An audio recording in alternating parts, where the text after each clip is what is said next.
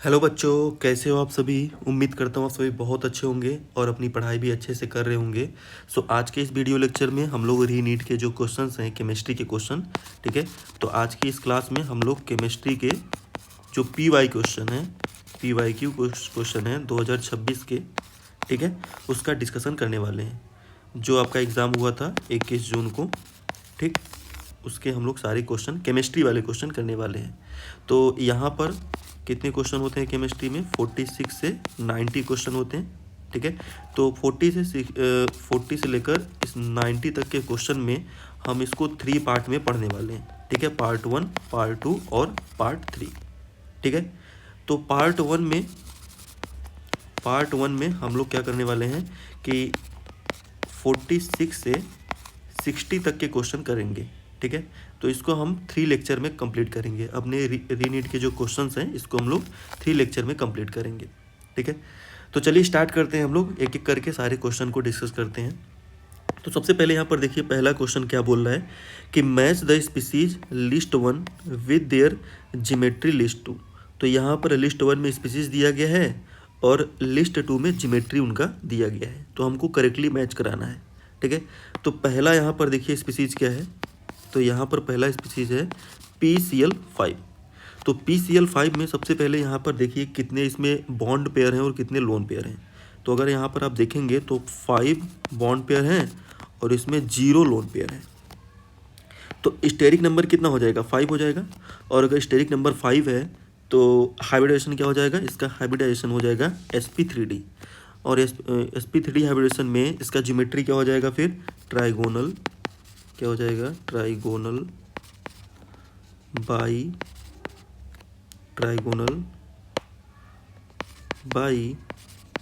Pyramidal, ठीक है। तो इसका ज्योमेट्री कैसा होगा? Trigonal bi pyramidal.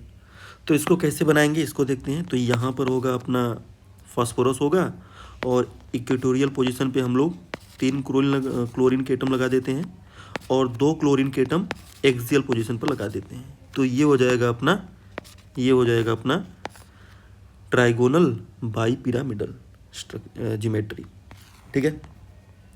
तो इसको मैच करा देते हैं। तो यहाँ पे PCl5 का मैच किसके साथ होगा? Trigonal bi pyramidal. तो इस तरीके से यहाँ पर अगर हम लोग मैच कराएं तो A का जो होगा वो किसके साथ मैच कराएंगे? थर्ड वाले के साथ। तो यहाँ पर लिख देता हूँ मैं A, यहाँ पे लिख देता हूँ A, ठीक है। तो चलिए दूसरा नंबर करते हैं, बी नंबर में क्या है अपना? BrF5, ठीक है। तो सबसे पहले इसमें देखिए कितने बॉन्ड पेयर होंगे और कितने लोन पेयर होंगे। तो यहाँ पर इसमें 5 बॉन्ड पेयर हैं और 1 लोन पेयर होगा। सो स्टेरिक नंबर क्या हो जाएगा? तो स्टेरिक नंबर इसका हो जाएगा 6। तो 6 स्टेरिक नंबर में हाइब्रिडेशन क्या हो जाएगा? sp3d2, ठीक है। तो इसका जो ज्योमेट्री होगा वो क्या हो जाएगा? तो इसका ज्योमेट्री हो जाएगा आपका स्क्वायर पिरामिडल। क्या हो जाएगा? स्क्वायर पिरामिडल, इसका हो जाएगा ज्योमेट्री, ठीक है। तो इसको बनाकर भी देख लेते हैं। तो ये हो जाएगा अपना ब्रोमीन, ठीक है। और यहाँ पर स्क्वायर पोजीशन पे हो जाएगा अपने 4 फ्लोरीन के एटम और 1 यहाँ पर दिखा देते हैं एक्सियल पे और यहाँ पर 1 लोन पेयर हो जाएगा। तो ये आपका हो जाएगा स्क्वायर, ये हो जाएगा आपका स्क्वायर पिरामिडल ज्योमेट्री। क्या हो जाएगा? स्क्वायर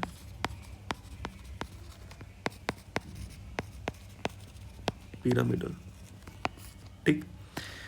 तो इसको मैच करा देते हैं यहाँ पर। तो देखिए यहाँ पर बी नंबर का मैच किसके साथ होगा? Square pyramidal. तो यहाँ पर बी का मैच इसके साथ फोर्थ वाले के साथ करा देंगे, ठीक है।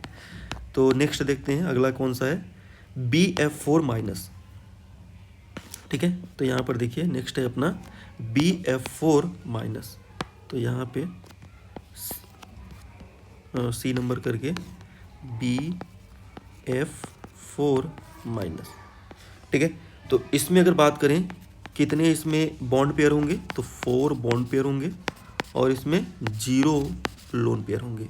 ठीक है, तो स्टेरिक नंबर हो जाएगा क्या 4, तो हाइब्रिडेशन क्या हो जाएगा sp3। तो sp3 अगर हाइब्रिडेशन है तो इसका ज्योमेट्री क्या हो जाएगा टेट्राहेड्रल, तो इसका हो जाएगा टेट्राहेड्रल। तो इसका स्ट्रक्चर किस तरीके से बनेगा इसको देख लेते हैं, इसका ज्योमेट्री। तो यहाँ पे होगा अपना बोरॉन और इस तरीके से 3 फ्लोरीन के एटम लगे होंगे और यहाँ पर जो बोरॉन होता है इसके पास एक वैकेंट ऑर्बिटल होता है, तो उसमें फ्लोरीन क्या करेगा, फ्लोराइड आयन अपना लोन पेयर ऑफ इलेक्ट्रॉन इसको डोनेट कर देगा। ठीक है, तो ये अपना एडेटिव बॉन्ड होगा, कोऑर्डिनेट जिसको हम लोग कोऑर्डिनेट बॉन्ड भी बोलते हैं। ठीक है, और यहाँ पर जो बोरान है इसका हाइब्रिडेशन क्या हो जाएगा sp3 और इसका ज्योमेट्री क्या हो जाएगा टेट्राहेड्रल। ओके, तो सी वाले का मैच करा देंगे टेट्राहेड्रल के साथ, तो यहाँ पर है अपना, ठीक है, फर्स्ट सी का फर्स्ट के साथ, तो यहाँ पर लिख देता हूँ सी। ओके, तो अगला देखते हैं 4th नंबर, बोले तो डी नंबर क्या है अपना, है एक कॉम्प्लेक्स है। ठीक है, तो यहाँ पर अपना डी नंबर में एक कॉम्प्लेक्स कंपाउंड दिया गया है निकिल CN4 2-। ठीक है, तो सबसे पहले यहाँ पर जो निकिल है, यहाँ पर जो अपना निकल है, ये निकल +2 में है। तो अगर मैं इसका इलेक्ट्रॉनिक कन्फिगरेशन लिखूँ पहले, तो क्या हो जाएगा, ये आर्गन 4s0 और 3d8 हो जाएगा। ठीक है, तो यहाँ पे हम लोग इसको बना लेते हैं। ठीक, तो ये हो जाएगा अपना,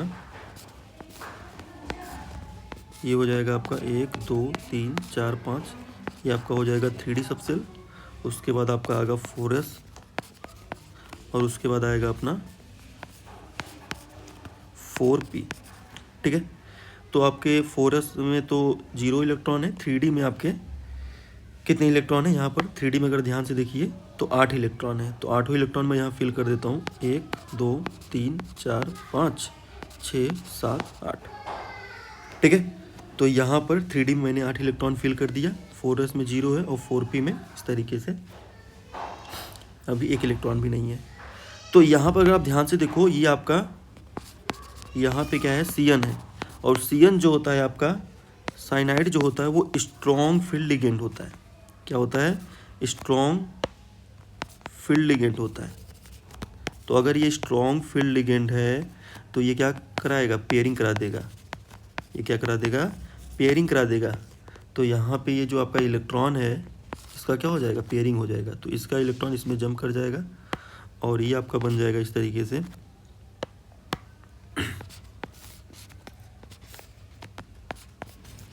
ठीक है, तो यहाँ पे क्या हो जाएगा, पेयरिंग हो जाएगा। तो 1 2 3 4 5 6 7 8 ये इलेक्ट्रॉन पेयर हो गया इसके साथ। ठीक है, तो यहाँ पर देखिए हमारे पास कितने साइनाइड के ग्रुप कितने हैं, साइनाइड 4 हैं। तो इस तरीके से यहाँ पे साइनाइड क्या करेगा, बॉन्ड बना लेगा, अपना इलेक्ट्रॉन डोनेट कर देगा इस तरीके से। ये चारों वैकेंट ऑर्बिटल में 4 हैं तो 4 के साथ ये अपना इलेक्ट्रॉन डोनेट कर देगा। ठीक है, तो ये आपका हाइब्रिडेशन क्या हो जाएगा, यहाँ पर ध्यान से देखिए। तो यहाँ से देख के बता सकते हैं हाइब्रिडेशन क्या हो जाएगा आपका। यहाँ पर एक डी का और एक एस का और आपका 2p के ऑर्बिटल हाइब्रिडेशन में इन्वॉल्व हो रहे हैं। तो इस तरीके से जो हाइब्रिडेशन हो जाएगा वो क्या हो जाएगा, DsP2 क्या हो जाएगा, D, क्योंकि यहाँ पर D का एक ऑर्बिटल, 4s का एक और 4p का 2, तो इस वजह से ये चारों क्या है, इंटरमिक्सिंग किए हैं। तो यहाँ पर ये अपना DsP2 हाइब्रिडेशन हो जाएगा। ठीक, तो इसका DsP2 में ज्योमेट्री क्या होता है, स्क्वायर प्लेनर। ठीक है, तो इसको बना के भी देख लेते हैं, अगर आप चाहें तो यहाँ पर बना देते हैं। ठीक है, तो यहाँ पे इस तरीके से आपका निकल होगा और स्क्वायर पोजीशन पे आपके साइनाइड होंगे। ठीक है, 4 साइनाइड के एटम ग्रुप होंगे। तो इस तरीके से ये आपका हो जाएगा स्क्वायर प्लेनर ज्योमेट्री। ठीक है, तो यहाँ पर देखते हैं, मैच कराते हैं। तो डी का मैच कराएंगे किसके साथ? सेकेंड के साथ। तो इसको मैं बोल देता हूँ ये अपना है डी नंबर। ठीक है, तो इसको जब आप मैच कराओगे तो कौन सा ऑप्शन करेक्ट हो जाएगा, ध्यान से देखिए। तो इसको देख के पता चल रहा है कि अपना फर्स्ट वाला जो ऑप्शन होगा करेक्ट हो जाएगा।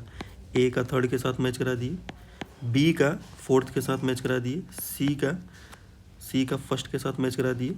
ठीक है, और डी वाले का किसके साथ मैच करा दिए? सेकेंड वाले के साथ।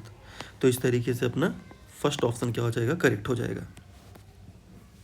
ठीक है, चलिए अगला क्वेश्चन देखते हैं। तो अगला क्वेश्चन क्या बोल रहा है कि यहाँ पर ध्यान से पढ़िए क्वेश्चन को। बोल रहा है कि the amino acid that gives red blood colour on treating it's sodium fusion extract with sodium nitroprusside is. ठीक है, तो यहाँ पर सबसे पहले हमको ये स्ट्रक्चर पता होना चाहिए कि थ्रियोनिन का स्ट्रक्चर कैसा होगा, मिथियोनिन का स्ट्रक्चर कैसा होगा, सेरिन का स्ट्रक्चर कैसा होगा और ल्यूसिन का स्ट्रक्चर कैसा होगा। ठीक है, और यहाँ पर होता क्या है, मैं इसको स्टेटमेंट लिख देता हूँ कि देखिए जो आपका रेड ब्लड कलर मिलता है वो कब मिलता है? तो देखिए जो आपका रेड ब्लड कलरेशन जो होता है किसमें होता है? इन द जो आपका लॉसेन टेस्ट होता है उसमें देखने को मिलता है। ठीक है, लॉसेन टेस्ट, जिसको हम लोग सोडियम फ्यूजन टेस्ट भी बोलते हैं। इसी को हम लोग क्या बोलते हैं? सोडियम फ्यूजन टेस्ट भी इसी को बोलते हैं। ठीक है, अकर्स कब होगा? व्हेन बोथ नाइट्रोजन बोले तो एंड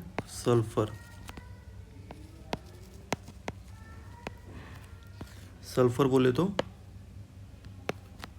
एस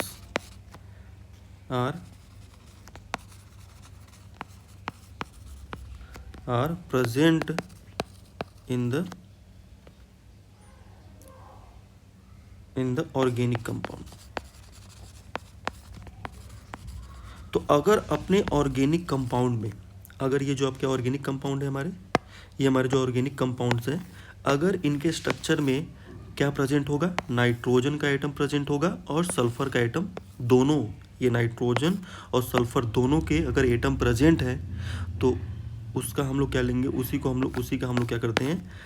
लॉसेन टेस्ट कराते हैं। तो उसमें ब्लड कलर हमको ब्लड कलर देखने को मिलता है। ठीक है, तो यहाँ पर देखते हैं कि कौन सा स्ट्रक्चर में, किस वाले स्ट्रक्चर में नाइट्रोजन और सल्फर दोनों के एटम प्रेजेंट है। तो पहले स्ट्रक्चर ड्रॉ करते हैं हम लोग। तो सबसे पहले स्ट्रक्चर ड्रॉ करते हैं हम लोग थ्रियोनिन का। तो कुछ इस तरीके से थ्रियोनिन का स्ट्रक्चर हो जाएगा यहाँ पर। ठीक है, यहाँ पर OH हो जाएगा, यहाँ पर अपना NH2 लग जाएगा और यहाँ पर CO और यहाँ पर OH। तो ये आपका स्ट्रक्चर होता है किसका? थ्रियोनिन। तो आप ध्यान से इस स्ट्रक्चर में देख सकते हो कि इसमें कहीं पर भी सल्फर का एटम नहीं है, यहाँ पर केवल नाइट्रोजन का ही एटम प्रेजेंट है। तो ये आपका लॉसेन टेस्ट नहीं देगा, बोले तो ये रेड ब्लड कलर नहीं देगा अगर हम लोग इसका ट्रीटमेंट करेंगे, इसका लॉसेन टेस्ट कराएंगे। ठीक है, किसके साथ? एक्सट्रैक्ट विद सोडियम नाइट्रोप्रोसाइड के साथ। तो अब अगला स्ट्रक्चर ड्रॉ करते हैं हम लोग। ठीक है, तो नेक्स्ट है मिथियोनिन। तो इसका स्ट्रक्चर कैसा होता है? CH3S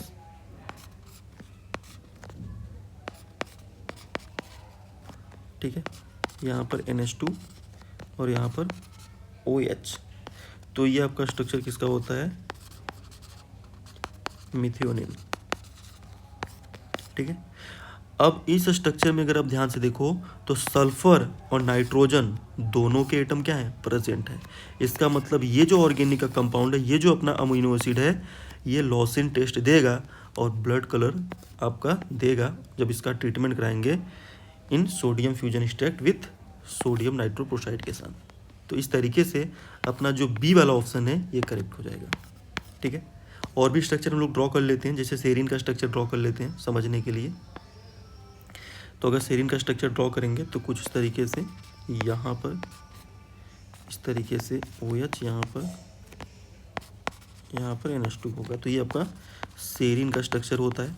तो ध्यान से देखो, इसमें भी कहीं पर नाइट्रोजन तो प्रेजेंट है, इसमें नाइट्रोजन तो प्रेजेंट है बट सल्फर का एटम प्रेजेंट नहीं है, तो ये भी नहीं देगा। यहाँ पर इस तरीके से लिख भी देता हूँ कि ये भी नहीं देगा, ये देगा आपका, और ये भी नहीं देगा।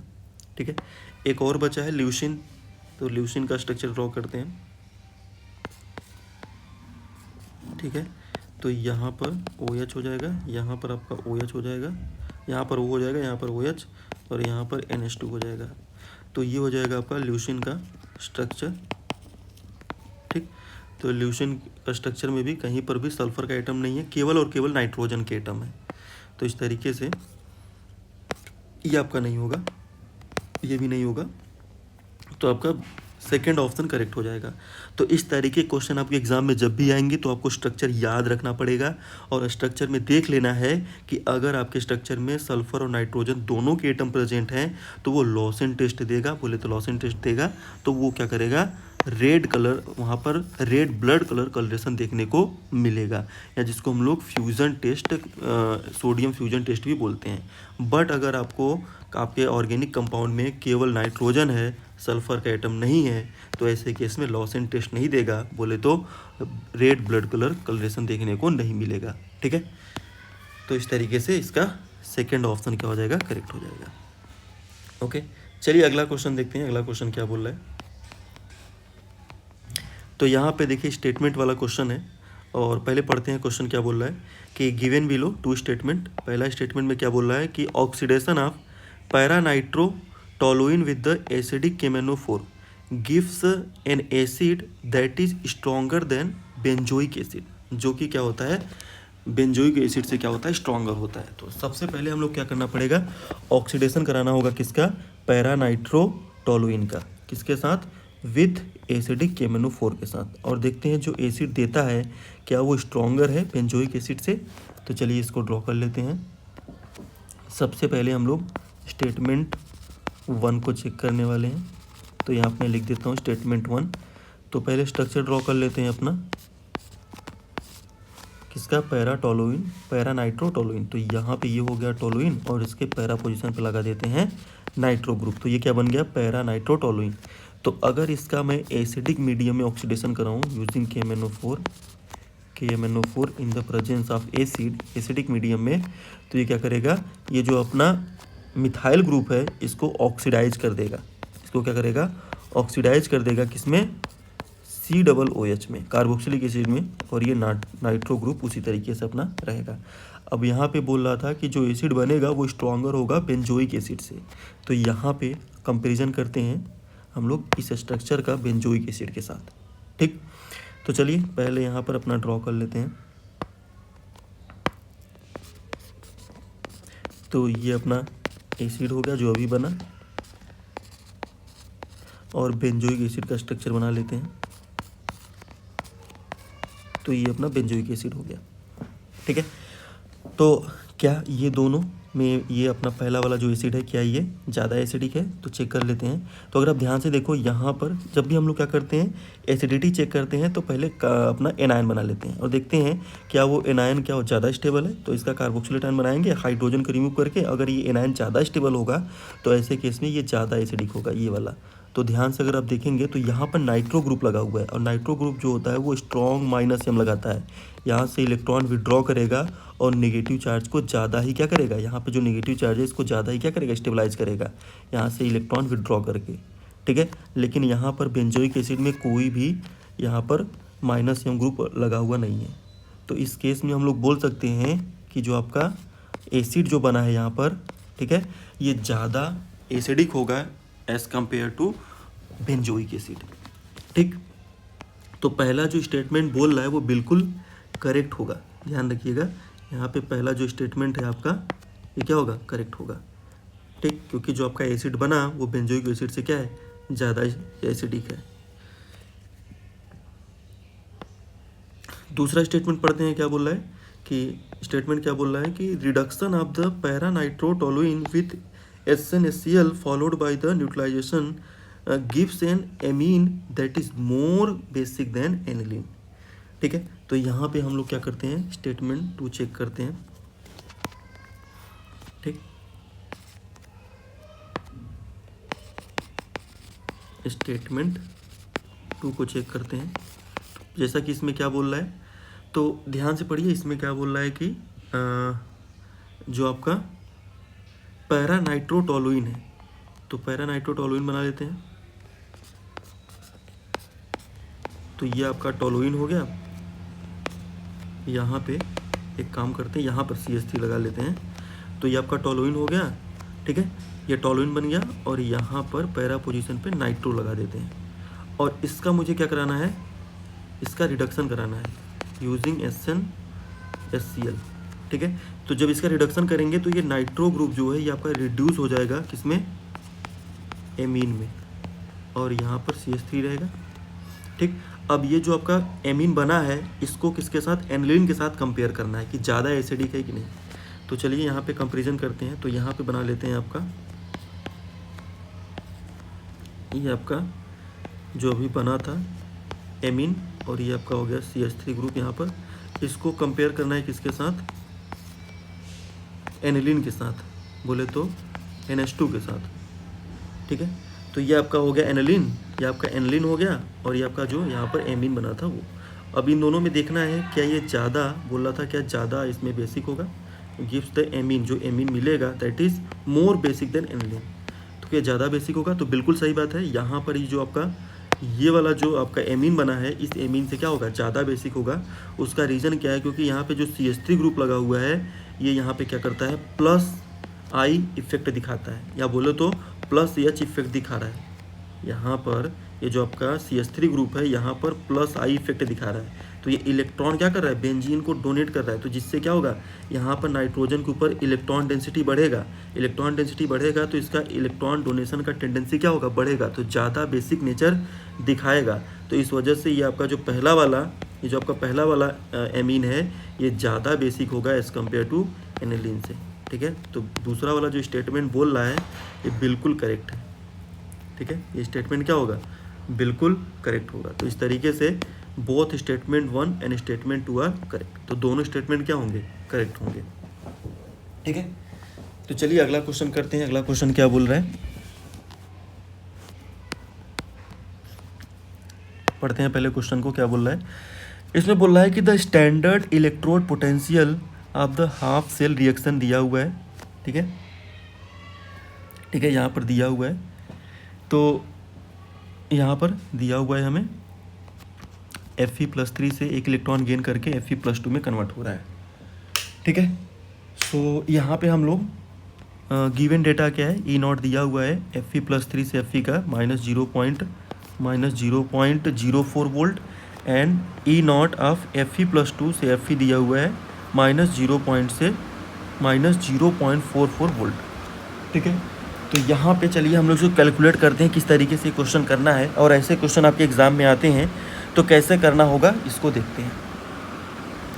तो सबसे पहले हम लोग देखते हैं कि यहाँ पर जो आपका Fe+3 है, सबसे पहले ये किस में रिड्यूस होगा, ये Fe+2 में रिड्यूस होगा, और उसके बाद ये रिड्यूस होगा Fe में। ठीक है, तो यहाँ पर एक इलेक्ट्रॉन लेकर ये रिड्यूस हुआ किसमें, +2 में, और फिर ये 2 इलेक्ट्रॉन गेन करके कन्वर्ट हुआ इसमें Fe में। तो पहला जब ये इलेक्ट्रॉन, एक इलेक्ट्रॉन लेकर ये कन्वर्ट हुआ Fe+3 से Fe+2 में, इसको मैं बोल देता हूँ E10, और इसका वैल्यू हमको निकालना है। देखिए यहाँ पर क्या बोला, Fe+3 से Fe+2 में जब कन्वर्ट हो रहा है तो इसका स्टैंडर्ड इलेक्ट्रोड पोटेंशियल हमें कैलकुलेट करना है। तो इसको मैं E10 बोल देता हूँ, ये मुझे कैलकुलेट करना है। और वहीं पर जब Fe+2 से Fe में कन्वर्ट होता है तो इसको मैं बोल देता हूँ E20, और इसका वैल्यू कितना दिया हुआ है, -0.44 वोल्ट। यहाँ पर देखिए Fe+2 से जब हम लोग Fe में कन्वर्ट करते हैं तो इसका दिया हुआ है standard electrode potential minus 0.44 volt. ठीक है, तो यहाँ पे हम लोग लिख लिए इसको कि E2 का जो वैल्यू है, E2 नॉट का वैल्यू है माइनस 0.44 वोल्ट। और वहीं पर एक चीज़ और यहाँ पर ध्यान दीजिए कि Fe+3 से जब हम लोग Fe में कन्वर्ट करते हैं तो इस केस में इसको मैं बोल देता हूँ E03। तो यहाँ पर देखिए Fe+3 से Fe में कन्वर्ट होने पर इसका जो स्टैंडर्ड इलेक्ट्रोड पोटेंशियल का वैल्यू है ये कितना गिवन है, माइनस 0.4 वोल्ट। ठीक है, तो इस तरीके से डायग्राम बना लेंगे तो एग्ज़ाम करना क्या हो जाएगा, आसान हो जाएगा। अब एग्ज़ाम में क्या करता है, एग्ज़ाम में अगर आप इस तरीके से डायग्राम बना लोगे तो क्या होगा कि या तो आपसे ये पूछेगा और ये दोनों डाटा गिवन होगा E2 और E3 का, या हो सकता है ये आपको क्या दे दे, E3 नॉट और E1 नॉट का वैल्यू दे दे और E2 का पूछ ले, या ऐसा भी हो सकता है कि E1 नॉट का वैल्यू आपको दे दे और E2 नॉट का वैल्यू दे दे और E3 का पूछ ले। ठीक है, तो इस तरीके से डायग्राम बनाने का ये फ़ायदा होता है। अब यहाँ पर E1 नॉट और E2 नॉट और E3 नॉट के बीच रिलेशन क्या होता है ये शायद आप लोग पढ़े होंगे। ठीक है, जो हम लोग गिब्स डेल्टा जी से के रिलेशन से इसको हम लोग निकालते हैं, और ये रिलेशन क्या आता है, N3 E03 equal to N1 E01 plus N2 E02। ठीक है, अब मुझे यहाँ पे क्या निकालना है, इस केस में मुझे E1 नॉट निकालना है। तो यहाँ से मैं लिखूँगा, यहाँ से मैं क्या लिखूँगा कि N1 E1 not equal to में क्या हो जाएगा अपना E3 N3 E03 माइनस में N2 E02। तो यहाँ से मुझे क्या निकालना है, E1 नॉट, तो यहाँ पे मैं N3 E2 माइनस में N2 E2 not divide by क्या हो जाएगा अपना, यहाँ पर E3 रहेगा। ठीक है, और डिवाइड बाई क्या हो जाएगा अपना N1। अभी सबका वैल्यू पुट कर देते हैं। तो यहाँ पर अगर आप ध्यान से देखो तो E3 का वैल्यू तीसरा वाला, यहाँ पर N3 का वैल्यू क्या हो जाएगा, ये N3 का वैल्यू क्या हो जाएगा, तो ये वाला इक्वेशन जो है आपका, इसमें कितने इलेक्ट्रॉन का एक्सचेंज देखने को मिल रहा है, 3 इलेक्ट्रॉन गेन हो रहा है। तो यहाँ पर N3 का वैल्यू कितना हो जाएगा, 3 इंटू, और E3 का वैल्यू यहाँ पर दिया है कितना है, माइनस 0.04, फिर माइनस N2 का वैल्यू क्या हो जाएगा। तो यहाँ पर देखिए N2 बोले तो ये जो आपका Fe+2 से Fe में कन्वर्ट हो रहा है, तो कितने इलेक्ट्रॉन का एक्सचेंज हो रहा है, यहाँ पे 2 इलेक्ट्रॉन गेन हो रहा है। तो यहाँ पे जो आपका N2 का वैल्यू कितना हो जाएगा, 2 हो जाएगा। तो यहाँ पे मैं रख देता हूँ N2 का वैल्यू 2 मल्टीप्लाइड बाई, इसमें मल्टीप्लाई कर देते हैं कितने से, और ये वैल्यू कितना है, माइनस 0.44। ठीक, डिवाइड बाई N1 का वैल्यू कितना हो जाएगा, N1 क्या है यहाँ पर, जब Fe+2 से Fe+3 से Fe+2 में कन्वर्ट होता है तो कितने इलेक्ट्रॉन गेन करता है, ये 1 इलेक्ट्रॉन गेन करता है। तो यहाँ पे N1 का वैल्यू कितना हो जाएगा, 1 हो जाएगा, 1 हो जाएगा। अब इसको सॉल्व करना है, तो इसको जब आप मल्टीप्लाई करोगे, ठीक है, इसमें तो ये आएगा माइनस 0.12 प्लस ये आएगा आपका ये वाला, इसको मल्टीप्लाई करोगे तो ये प्लस माइनस माइनस प्लस हो जाएगा, और ये कितना होगा 0.88। ठीक है, तो आफ्टर द कैलकुलेशन ये वैल्यू आता है 0.76 वोल्ट। तो ये आपका आ जाता है E1 नॉट का वैल्यू, ये आपका आ जाता है E1 नॉट का वैल्यू। ठीक है, सो कौन सा ऑप्शन करेक्ट हो जाएगा यहाँ पर, तो ये आपका पहला वाला ऑप्शन करेक्ट हो जाएगा, प्लस 0.76 वोल्ट। तो इस तरीके से आप क्या कर सकते हो, एग्ज़ाम में क्वेश्चन कर सकते हो, डायग्राम बनाकर, काफ़ी आसान होगा क्वेश्चन करना, और ये रिलेशन आप याद रखना। ठीक है, तो चलिए अगला क्वेश्चन करते हैं। अगला क्वेश्चन देखिए क्या बोल रहा है कि the compounds that can not be obtain from the aldol condensation. ठीक है, एल्डोल कंडेंसेशन रिएक्शन। तो यहाँ पे देखिए ये आपका रिएक्टेंट है, इसको मैं बोल लेता हूँ A और इसको बोल लेता हूँ B। तो A और B के बीच में एल्डोल कंडेंसेशन कराना है रिएक्शन, और बताना है कि कौन कौन सा प्रोडक्ट पॉसिबल होगा और कौन सा पॉसिबल नहीं होगा। इसमें हमसे पूछा है कि कौन सा पॉसिबल नहीं होगा, कैन नॉट बी, कौन नहीं बनेगा। अगर हम इसका ए वाले का और बी वाले का रिएक्शन कराते हैं, एल्डोल कंडेंसेशन कराते हैं, तो इसमें से चारों में से कौन नहीं बनेगा। ठीक है, एक तो देखिए, अगर आपको पता हो कि जब भी हम लोग एल्डोल कंडेंसेशन कराते हैं तो जो प्रोडक्ट बनता है वो क्या बनता है, alpha beta unsaturated carbonyl compound. तो यहाँ पे भी लिख भी देता हूँ कि जब भी हम लोग एल्डोल कंडेंसेशन कराते हैं, ठीक है, तो यहाँ पे लिख देता हूँ कि aldol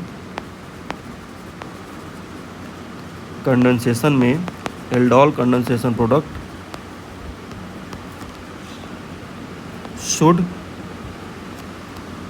should be alpha beta unsaturated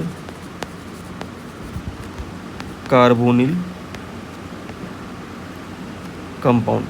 तो जब भी हम लोग क्या करते हैं, एल्डोल कंडेंसेशन कराते हैं और जो प्रोडक्ट बनता है, जो आपका प्रोडक्ट बनता है उसमें alpha beta unsaturated carbonyl compound का फॉर्मेशन होता है।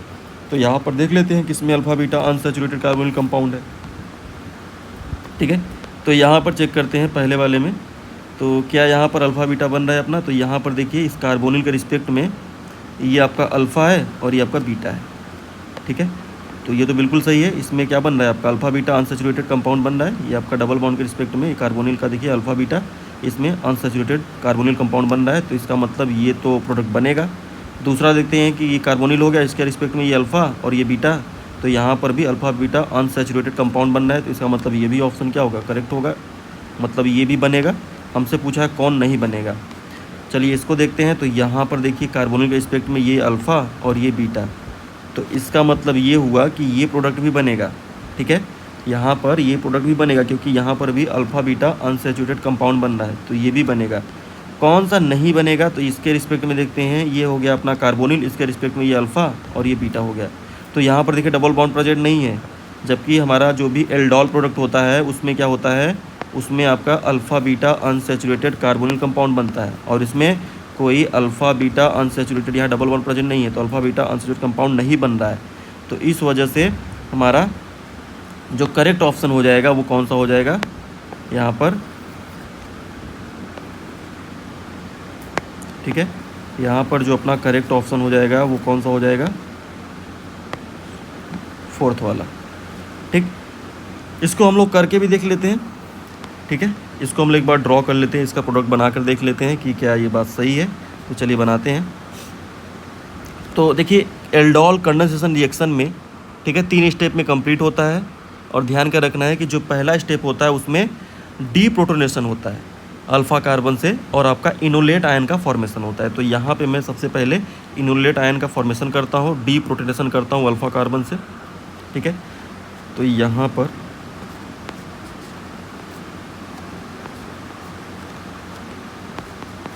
ठीक है, ये पहला वाला आपका हो गया कंपाउंड और दूसरा आपका बना लेते हैं यहाँ पर PHCOH। ठीक है, तो ये आपका एल्डिहाइड है और ये कीटोन है। तो और ऐसे भी आपको ध्यान रखना है कि वो एल्डिहाइड और कीटोन ही आपका एल्डोल कंडेंसेशन देते हैं जिसके पास एटलीस्ट 1 अल्फ़ा हाइड्रोजन प्रेजेंट हो। तो इसमें तो अल्फ़ा हाइड्रोजन यहाँ पे प्रेजेंट है, 2 अल्फ़ा हाइड्रोजन है, बट इसमें अल्फ़ा हाइड्रोजन प्रेजेंट नहीं है, तो यही वाला कंपाउंड देगा। ठीक है, ये वाला नहीं देगा। तो हम लोग इन दोनों का रिएक्शन कराते हैं एक दूसरे के साथ।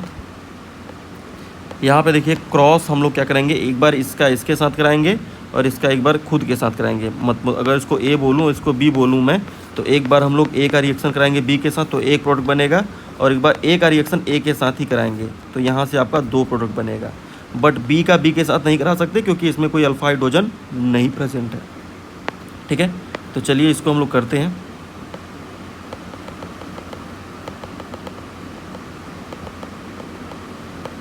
ठीक है, तो सबसे पहले यहाँ पे क्या करेंगे हम लोग, यहाँ पर जो बेस होगा, अब इसमें देखिए आपका बेस भी लेना होता है, बेसिक मीडियम होता है। तो बेस क्या करता है कि यहाँ पे जो हाइड्रोजन आपका प्रेजेंट होता है उसको अब्स्ट्रैक्ट करता है।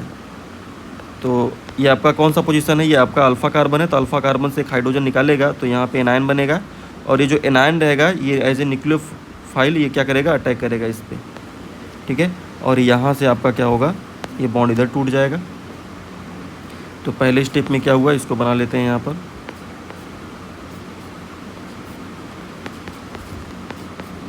तो यहाँ पर मैंने OH माइनस, ये आपका इनोलेट आयन बन जाएगा, यहाँ पे पीएच हो जाएगा और यहाँ पर हाइड्रोजन हो जाएगा। ओके, तो यहाँ पे पहले स्टेप में मैंने क्या किया, पहले स्टेप में मैं डीप्रोटोनेशन कर दिया। दूसरे स्टेप में क्या किया, न्यूक्लियोफिलिक अटैक कराया, न्यूक्लियोफिलिक एडिशन कराया इनोलेट आयन का to the carbonyl, nucleophilic addition of enolate ion to the carbonyl. और तीसरे स्टेप में मैं क्या करूँगा, यहाँ पर प्रोटोनेशन कर दूँगा, इसका मैं प्रोटोनेशन करूँगा। तो आपका जो प्रोडक्ट बन जाएगा कुछ इस तरीके से, ये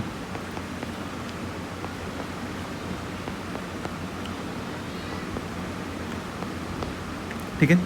अब मैं जब इसको हीट करूँगा तो यहाँ देखिए हाइड्रोजन है, इसको जब मैं हीट करूँगा तो यहाँ से OH निकल जाएगा और ये आपका प्रोडक्ट बन जाएगा अल्फ़ा बीटा अनसैचुरेटेड,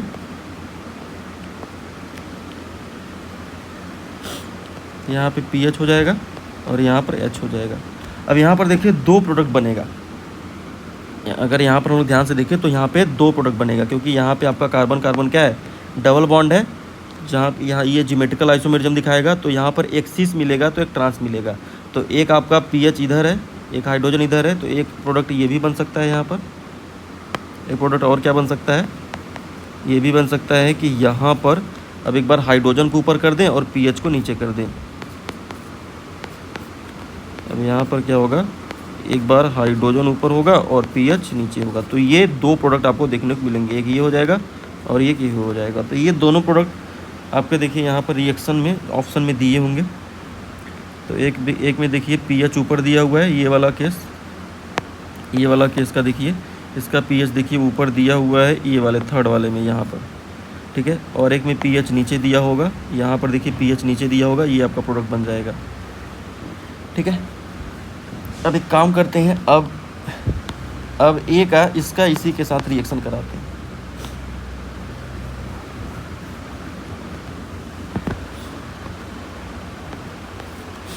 ठीक है, तो यहाँ पे अपना ये हो जाएगा। अब इसका इसी के साथ रिएक्शन कराना है, ठीक है। तो सबसे पहले क्या करते हैं हम लोग, सबसे पहले डीप्रोटोनेशन करते हैं अल्फ़ा कार्बन पे। तो यहाँ पे डीप्रोटोनेशन के बाद यहाँ पर एनायन बन जाएगा। फिर उसके बाद न्यूक्लियोफिलिक एडिशन कराते हैं कार्बोनिल पे। तो ये कार्बोनिल पे यहाँ पे एडिशन करा देंगे, यहाँ से बॉन्ड ये टूट जाएगा, इनोलेट आयन का फॉर्मेशन हो जाएगा। तो इनोलेट आयन बना लेते हैं।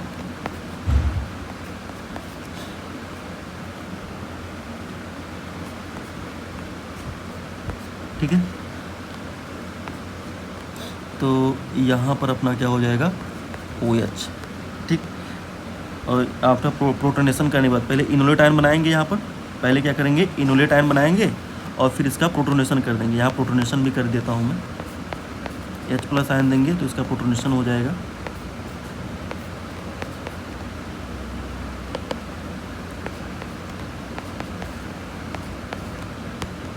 तो यहाँ पे आफ्टर प्रोटोनेशन यहाँ पे OH हो जाएगा। अच्छा, यहाँ पे हाइड्रोजन भी है, एक हाइड्रोजन यहाँ पर है। तो ये हीट करेंगे तो ये हाइड्रोजन और OH निकल के यहाँ पे क्या बना लेगा, alpha beta unsaturated carbonyl compound बन जाएगा आपका, ठीक है। तो यहाँ पे जब हम लोग इसको हीट करेंगे तो यहाँ से आपका HOH निकल जाएगा और यहाँ पर आपका क्या बन जाएगा, इस तरीके से अल्फ़ा बीटा अनसैचुरेटेड, यहाँ पे इस तरीके से आपका, यहाँ से आपका क्या बन जाएगा, इसके रिस्पेक्ट में ये alpha beta unsaturated carbonyl compound बन जाएगा, ठीक है। तो ये वाला भी प्रोडक्ट आपका दिया होगा। यहाँ पर देखिए ये वाला, यहाँ पर अगर आप ध्यान से मैच कराओ तो ये वाला जो प्रोडक्ट है और ये वाला जो प्रोडक्ट है ये बिल्कुल क्या है, सेम है। बस इसमें मैंने ऊपर दिखा दिया है मिथाइल को और इसमें नीचे दिखाया हुआ है, ठीक है। बाकी दोनों जो स्ट्रक्चर है वो बिल्कुल क्या है, सेम है।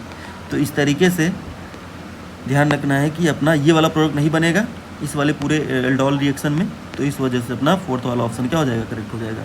लेकिन नीट में टाइम बहुत कम होता है तो इस वाले फंडा से आप क्वेश्चन करेंगे, इस वाले फंडे से क्वेश्चन करेंगे कि aldol condensation product should be alpha beta unsaturated carbonic compound. तो इसमें आप इस तरीके से चेक करके बता सकते थे। ओके, तो चलिए अगला क्वेश्चन हम लोग करते हैं, जो कि है अपना इलेक्ट्रोकेमिस्ट्री से। ये अपना अगला क्वेश्चन जो है इलेक्ट्रोकेमिस्ट्री से है। इसमें देखिए क्वेश्चन में क्या बोल रहा है कि पहले पढ़ते हैं क्वेश्चन क्या बोल रहा है कि फॉर ए सॉल्ट, एक सॉल्ट है अपना XY which is a strong electrolyte है। अच्छा, ये जो अपना XY है बोल रहा है कि स्ट्रॉन्ग इलेक्ट्रोलाइट है, और यहाँ पर एक ग्राफ प्लॉट किया गया है किसके बीच में, लैम्डा एम, ठीक है, लैम्डा एम और वर्सेस रूट C के बीच में। C क्या है, कॉन्सेंट्रेशन है, हैज़ द स्लोप -90 है, और इसका यूनिट दिया हुआ है साइमन्स सेंटीमीटर स्क्वायर मोल के पावर -3/2 और litre power 1/2 at 298 kelvin temperature. Concentration यहाँ पे दिया हुआ है XY का। The value of lambda M दिया हुआ है यहाँ पर 145 साइमन सेंटीमीटर स्क्वायर पर मोल। तो limiting molar conductivity of Y minus, ठीक है, इसका पूछ रहा है लिमिटिंग मोलर कंडक्टिविटी। हमसे पूछ क्या रहा है, इसको लिख लेता हूँ। यहाँ पर हमसे क्या पूछ रहा है कि लैम्डा नॉट Y माइनस का वैल्यू क्या होगा, ये हमसे पूछ रहा है, ठीक। तो चलिए इस क्वेश्चन को करते हैं। तो सबसे पहले आपको ध्यान रखना है कि ये जो प्लॉट दिया गया है यहाँ पर लैम्डा एम किसके बीच का, लैम्डा एम और रूट C का, ये किस इक्वेशन से आता है आपका, ये आपका जो इक्वेशन होता है डिबाई-हकल्स-ऑनसेगर इक्वेशन, उसके बेसिस पर ये ड्रॉ किया जाता है। तो पहले हम लोग उसी इक्वेशन को लिख लेते हैं, डिबाई-हकल-ऑनसेगर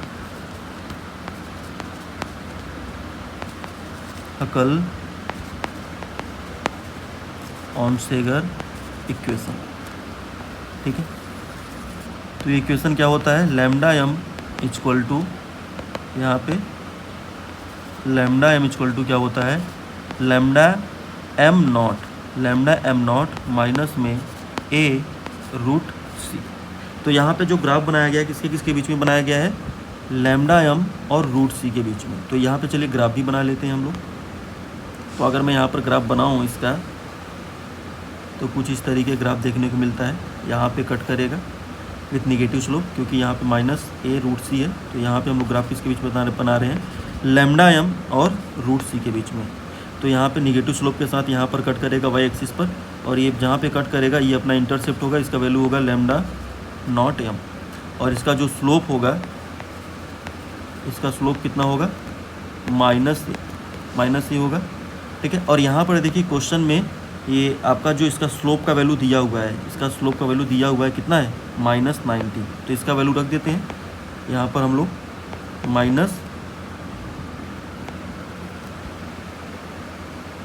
यहाँ पे रख देते हैं -90। तो माइनस से माइनस कट जाएगा, और यहाँ से A का वैल्यू आ जाएगा कितना, 90। A का वैल्यू कितना आएगा, 90 आ जाएगा, ठीक है। तो यहाँ से हमें A का वैल्यू निकल गया। अब इस A का वैल्यू हम लोग इस इक्वेशन में पुट करेंगे, ठीक है। तो यहाँ पर देखिए कॉन्सेंट्रेशन दिया हुआ है कि यहाँ पे क्या बोल रहा है कि यहाँ पर देखिए एट कॉन्सेंट्रेशन C का वैल्यू 0.01 मोलर। तो इस कॉन्सेंट्रेशन पे आपका लैम्डा एम का वैल्यू भी दिया हुआ है, दैट इज़ 145, ओके। तो यहाँ पे वैल्यू हम लोग रख के क्या निकाल लेंगे, लैम्डा एम नॉट निकाल लेंगे। तो चलिए यहाँ पे इक्वेशन में रखते हैं हम लोग। तो पहले तो इक्वेशन लिख लेता हूँ, लैम्डा एम इक्वल टू में लैम्डा एम नॉट माइनस में A रूट C। तो यहाँ पे लैम्डा एम का वैल्यू कितना है, 145, इसको रख देता हूँ यहाँ पर। यह हमें निकालना है लैम्डा एम, माइनस में A का वैल्यू कितना है, 90 है, और इनटू में अंडर रूट कितना हो जाएगा, इसको मैं लिख सकता हूँ 10⁻², ओके। तो इसको जब आप सॉल्व करोगे यहाँ पे, तो यहाँ से आपका लिमिटिंग मोलर कंडक्टिविटी का वैल्यू लैम्डा एम नॉट का वैल्यू निकल के आ जाएगा 154 साइमन सेंटीमीटर स्क्वायर पर मोल। तो ये आपका लिमिटिंग मोलर कंडक्टिविटी का वैल्यू आ गया, ठीक है। अब मैं क्या करूँगा, यहाँ पे ये जो आपका स्ट्रॉन्ग इलेक्ट्रोलाइट है सॉल्ट XY, अब इसके लिए मैं क्या लगाऊंगा, कोलोराउस लॉ, ठीक है। इसके लिए मैं कोलोराउस लॉ लगाऊंगा। तो मैं यहाँ पे लिख सकता हूँ lambda naught M of XY equal to, मैं क्या लिख सकता हूँ, lambda naught M of X plus में lambda naught M of Y minus, ठीक है। तो यहाँ पे अभी हम लोग इसका वैल्यू निकाले सॉल्ट का, limiting molar conductivity of XY का कितना आया है 154, ओके। और यहाँ पे आप ध्यान से देखो तो इसका वैल्यू हमको दिया हुआ है, ठीक है, 1, यहाँ पे हम लोग को इसका वैल्यू दिया हुआ है। देखिए यहाँ पर ध्यान से देखिए कि यहाँ पर एक वैल्यू दिया हुआ है लैम्डा नॉट x प्लस का वैल्यू क्वेश्चन में ऑलरेडी दिया हुआ है, तो इस वैल्यू को यहाँ पे रख देते हैं 54, ठीक है। प्लस में निकालना क्या है lambda naught m y minus, ठीक। तो इसको सॉल्व करेंगे, lambda naught m y minus equal to क्या हो जाएगा 154 माइनस में 74। तो इसको कैलकुलेट करेंगे तो ये आएगा 80, और यूनिट क्या आ जाएगा साइमन सेंटीमीटर स्क्वायर पर मोल, ठीक है। तो ये आपका यहाँ से जो हमसे पूछा था क्वेश्चन में lambda naught m limiting molar conductivity of y minus कितना आ गया 80 साइमन सेंटीमीटर स्क्वायर पर मोल। तो ये आपका हो जाएगा आंसर, ठीक है। तो ये आपका हो जाएगा आंसर। तो कौन सा ऑप्शन करेक्ट हो जाएगा इस तरीके से अपना, इस तरीके से फोर्थ वाला ऑप्शन करेक्ट हो जाएगा, ठीक, फोर्थ ऑप्शन करेक्ट हो जाएगा। अगला क्वेश्चन क्या बोल रहा है ध्यान से पढ़ते हैं। तो देखिए इसमें क्या बोल रहा है कि क्वेश्चन में क्या बोल रहा है कि गिवन बिलो टू स्टेटमेंट वाला क्वेश्चन है। One labelled as the assertion, अच्छा असर्शन रीजन है, तो यहाँ पे असर्शन दिया है और रीजन दिया है इसका। असर्शन में क्या बोल रहा है कि the first ionisation enthalpy of oxygen is lower than the that of nitrogen and fluorine, ठीक है। तो यहाँ पे अगर हम लोग देखें, पहले तो हम लोग क्या करते हैं इसका इलेक्ट्रॉनिक कन्फिगरेशन लिखते हैं ऑक्सीजन का। ऑक्सीजन का अगर मैं इलेक्ट्रॉनिक कन्फिगरेशन लिखूँ तो ये क्या हो जाएगा 1s2 2s2 2p4, ठीक। ये क्या हो जाएगा अपना, इसमें से एक इलेक्ट्रॉन निकालेंगे तो ये हो जाएगा अपना फर्स्ट आयोनाइजेशन एनर्जी। एक इलेक्ट्रॉन निकाल दीजिए तो 1s2 2s2 और क्या हो जाएगा 2p3, ठीक है। अब यहाँ पर देखिए जब इलेक्ट्रॉन नहीं निकाले थे तो इस समय पे 2p में 4 इलेक्ट्रॉन थे, और आफ्टर इलेक्ट्रॉन निकालने के बाद 2p सब सेल में कितने इलेक्ट्रॉन हो गए 3 इलेक्ट्रॉन। ध्यान से देखिए कितने इलेक्ट्रॉन हो गए 3 इलेक्ट्रॉन। तो ये क्या हो गया हाफ फील्ड हो गया, और हाफ फील्ड कन्फिगरेशन जो होता है वो ज़्यादा स्टेबल होता है। ये क्या हो गया हाफ फील्ड हो गया, और हाफ फील्ड क्या होता है ज़्यादा स्टेबल होता है, ठीक है। और वहीं पे हम लोग नाइट्रोजन की बात करें तो नाइट्रोजन का इलेक्ट्रॉनिक कन्फिगरेशन क्या हो जाएगा 1s2 2s2 2p3, ठीक है। और इसमें से अगर हम लोग इलेक्ट्रॉन निकालें एक तो ये हो जाएगा first ionisation energy of nitrogen.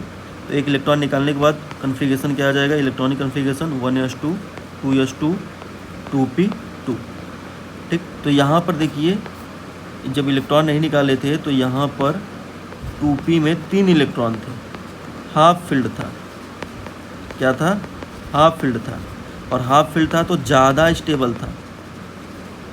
और वहीं पर जब इलेक्ट्रॉन निकाल दिए हम लोग तो ये लेस स्टेबल हो जाएगा, अनस्टेबल,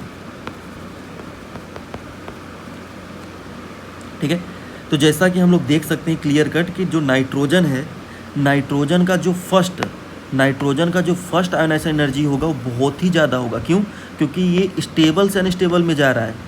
स्टेबल से अगर अनस्टेबल में जाएगा तो एक इलेक्ट्रॉन इसको निकालने में हमको बहुत ही ज़्यादा एनर्जी देना पड़ेगा।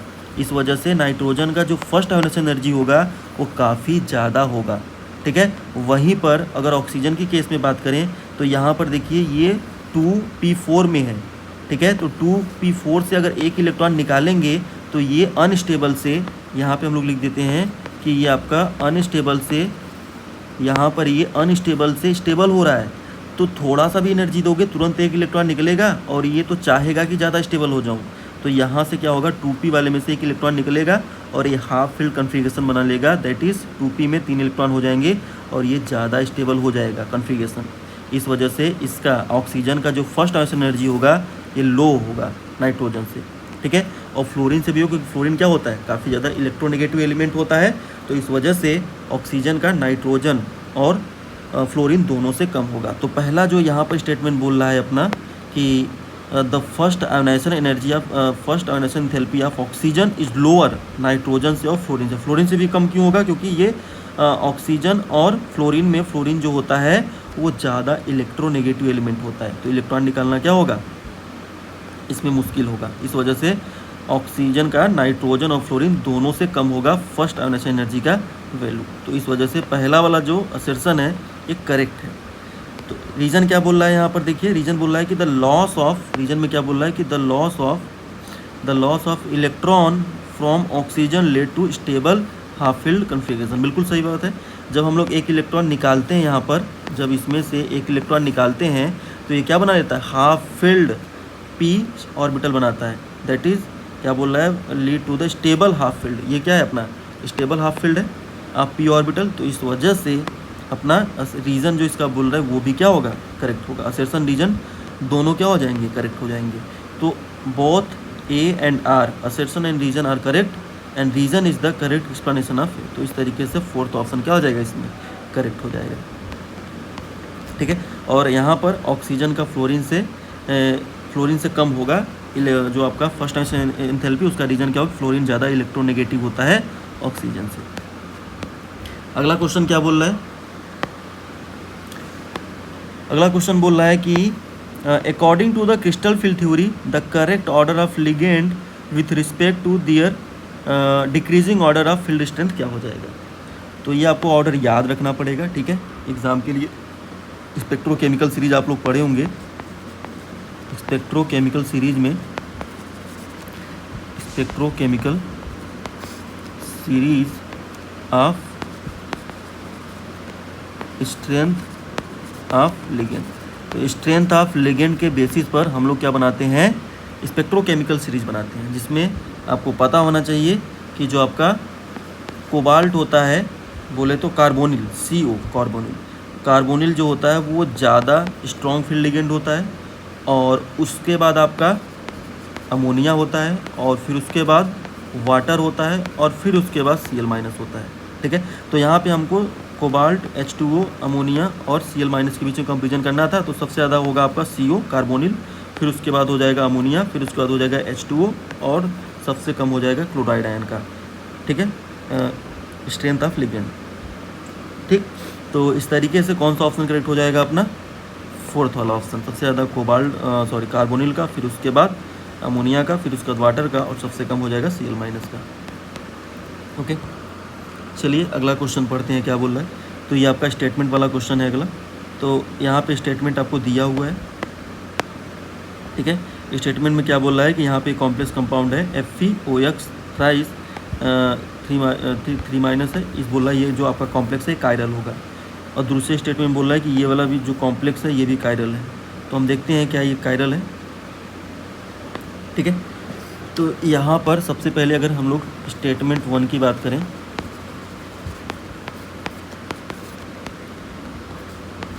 ठीक है, FeOX थ्राइस 3-, ठीक। तो ये किस टाइप का कॉम्प्लेक्स है, इसको मैं लिख सकता हूँ कि ये मेटल M और ये AA, क्योंकि ये जो OX होता है आपका ये बाइडेंटेड लिगेंड होता है, तो इसको मैं लिखूँगा AA, ठीक। और ये थ्राइस, इसके क्या है 3 लिगेंड्स हैं। तो अगर मैं इसका स्ट्रक्चर ड्रॉ करूँ तो कुछ इस तरीके से होगा, यहाँ पर इसका स्ट्रक्चर कुछ इस तरीके से होगा इस कॉम्प्लेक्स का,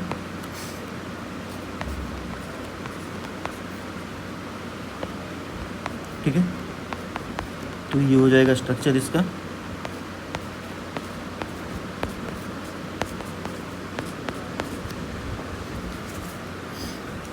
ठीक है। तो यहाँ पे अगर आप ध्यान से देखोगे तो ये जो आपका कंपाउंड है, ये जो कंपाउंड है कॉम्प्लेक्स कंपाउंड है, इसमें आपका एक भी POS प्रेजेंट नहीं होता, ठीक है। इसमें प्लेन ऑफ सिमेट्री प्रेजेंट नहीं है, नो POS, तो इस वजह से ये जो कंपाउंड होता है ऑप्टिकली क्या होता है, ऑप्टिकली एक्टिव। तो ऑप्टिकली एक्टिव है, इस वजह से क्या होगा, ये आपका कायरल मॉलिक्यूल होगा। तो पहला जो स्टेटमेंट है ये बिल्कुल करेक्ट है। दूसरा क्या बोल रहा है इसको देखते हैं हम लोग। दूसरा जो है आपका स्टेटमेंट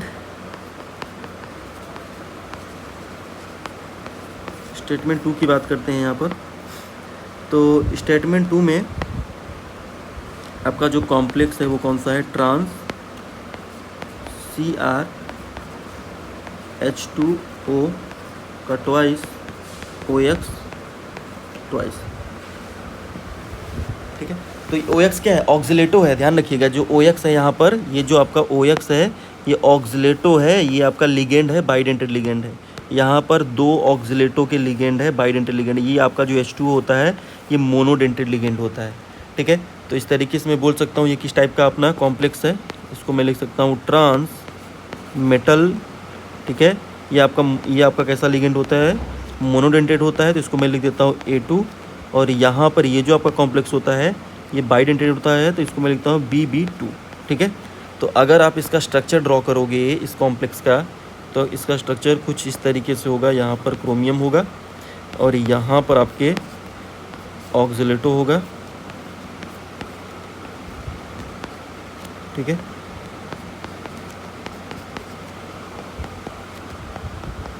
ठीक है, और एक H2O का मॉलिक्यूल ऊपर और एक H2O का मॉलिक्यूल नीचे। तो अगर आप इसमें चेक करोगे तो इसमें POS क्या है, प्रेजेंट है। इसको आप इक्वल पार्ट में कट कर सकते हो। तो इस मॉलिक्यूल में, इस कंपाउंड में POS क्या है, प्रेजेंट है। इसमें क्या है, POS प्रेजेंट है।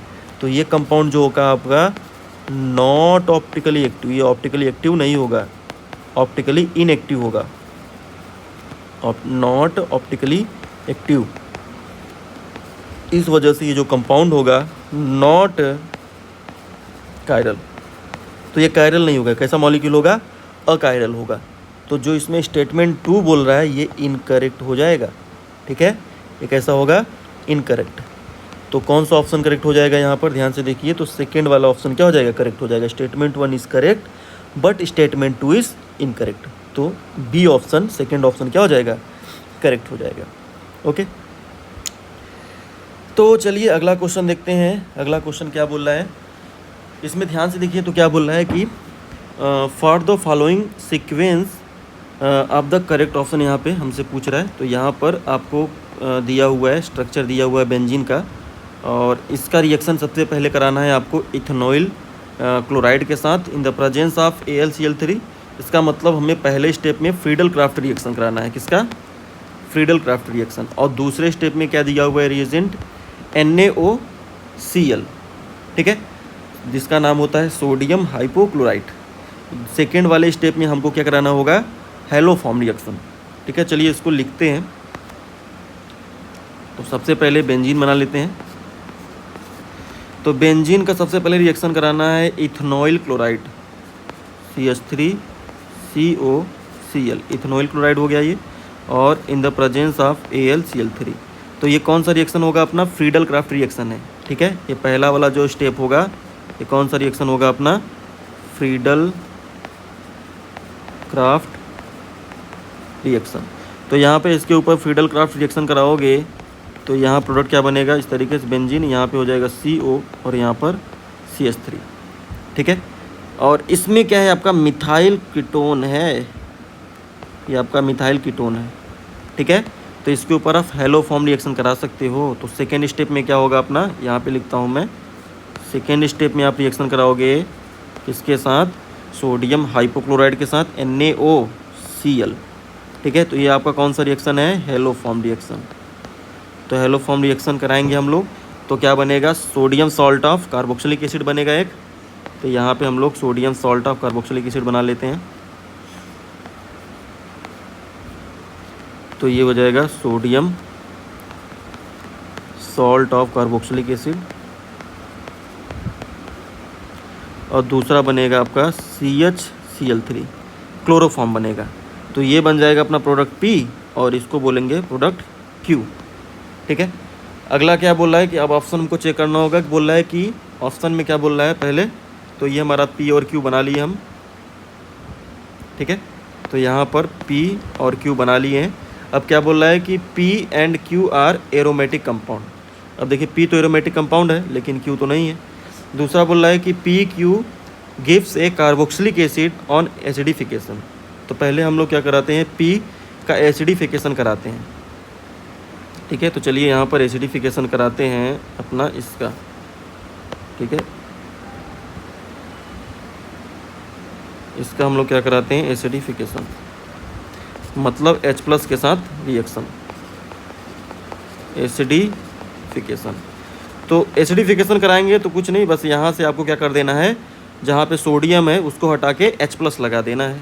तो आपका बन जाएगा कार्बोक्सिलिक एसिड बन जाएगा यहाँ पर, ठीक है। तो ये आपका क्या बन जाएगा, कार्बोक्सिलिक एसिड, ओके। तो यहाँ तक तो बात सही बोल रहा है ये, यहाँ तक ये बात सही बोल रहा है कि P gives the carboxylic acid on treatment with acidification. और इसी का नाम क्या होता है, बेंजोइक एसिड होता है। इसको हम, इसका कॉमन नेम क्या होता है, बेंजोइक एसिड, ठीक है। अगला बोल रहा है कि Q gives the poisonous gas on exposure to air. यहाँ पे क्या बोल रहा है कि जो Q है gives the poisonous gas on exposure to air and light. तो अगर हम लोग क्या कराते हैं, Q का रिएक्शन कराते हैं गैस से, एयर से और लाइट से, तो क्या देगा हमको, एक पॉइजनस गैस देगा। तो देखते हैं, करा देते हैं यहाँ पर। तो की वाला जो है आपका, इसका रिएक्शन कराना है एयर के साथ इन द प्रेजेंस ऑफ सनलाइट। तो आपको पता होगा जो क्लोरोफॉर्म होता है, इन the presence of air and sunlight it converts into the COCl2, that is, इसको हम लोग बोलते हैं फास्जिन गैस, ठीक। और ये जो आपका गैस होता है फास्जिन गैस, ये काफ़ी पॉइजनस गैस होता है, CaCO2, ठीक है। ये आपका क्या होता है, पॉइजनस गैस होता है, ध्यान रखिएगा, क्या होता है, पॉइजनस गैस होता है।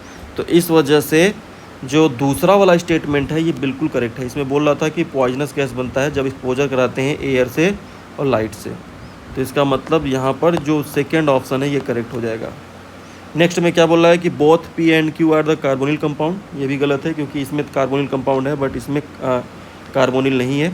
अगला बोल रहा है कि P is the sodium salt of the carboxylic acid and Q is the primary alcohol. तो ये भी गलत है क्योंकि P तो है salt of carboxylic acid but जो Q है उसमें कोई प्राइमरी अल्कोहल नहीं है, ये आपका क्या है, क्लोरोफॉर्म है। तो इस वजह से आपका सेकेंड ऑप्शन ही क्या होगा, करेक्ट होगा, ओके। चलिए आगे बढ़ते हैं, अगला क्वेश्चन देखते हैं। अगला क्वेश्चन पढ़िए पहले, क्या बोल रहा है यहाँ पर।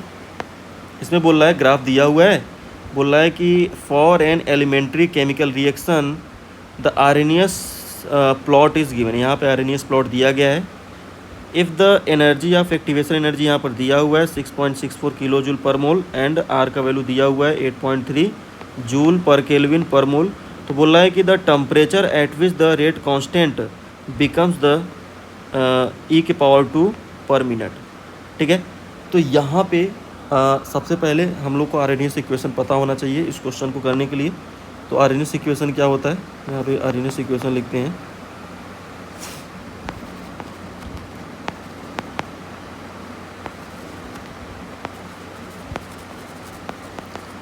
आरएनएस इक्वेशन, तो ये आरएनएस इक्वेशन से हम लोग ये एक्सप्रेशन लिख सकते हैं, ln k इक्वल टू में ln a माइनस में EA डिवाइड बाई RT। आप पढ़े होंगे, अगर आप केमिकल काइनेटिक्स चैप्टर पढ़े होंगे तो वहाँ पर आरएनएस वाले कॉन्सेप्ट में ये एक्सप्रेशन पढ़े होंगे आप, ठीक है। तो यहाँ पे ये एक्सप्रेशन आ गया। अब यहाँ पे अगर आप इसका ग्राफ देखो, इसका ही ग्राफ बनाया गया है। यहाँ पे जो ग्राफ बनाया गया है ln के, तो यहाँ पर देखिए आपका, ये आपका ln के है, ठीक है। और 1/t यहाँ पर देखिए टेम्परेचर है, 1/t के बीच में ग्राफ बनाया गया है। तो इसका जो स्लोप होगा, अच्छा ये कट कहाँ पे करेगा, ये आपका इंटरसेप्ट हो जाएगा ln a, तो ये यहाँ पे कट कर रहा है ln a, ठीक है। और ln a का वैल्यू फिर जहाँ पे कट कर रहा है वो कितना है, 6 है। यहाँ पे अगर आप ध्यान देखो ln a जहाँ पे कट कर रहा है उसका वैल्यू कितना है, 6 है, ठीक है। तो यहाँ से मैं बोल सकता हूँ कि जो आपका ln a आएगा, जो ln a का वैल्यू होगा वो कितना होगा, 6 होगा।